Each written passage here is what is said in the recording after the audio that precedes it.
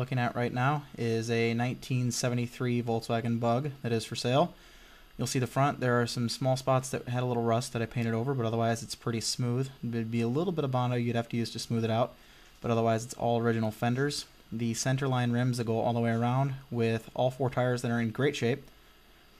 Moving on in towards the outside of the vehicle, which is all again pretty smooth. And then as you look inside, you'll see that the entire interior again is in pretty good shape. That small spot in the door, you just have to staple that in right there to hold right back in place. The seats are in good condition, seat belts all in working order. Windows all go up and down. Small steering wheel. The speedometer doesn't work, but the fuel gauge does.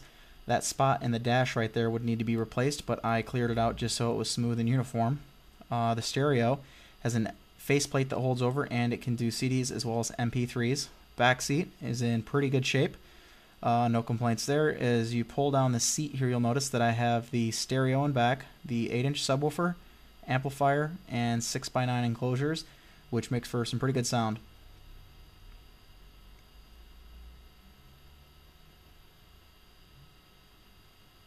Going around with the rear of the vehicle, looking at the engine is in great shape, runs great, starts every time. It's very clean. I haven't had any mechanical problems with the engine.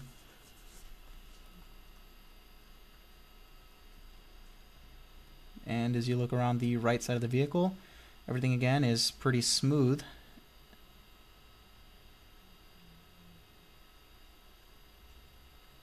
And there you go. That's it. A 1973 Volkswagen Bug.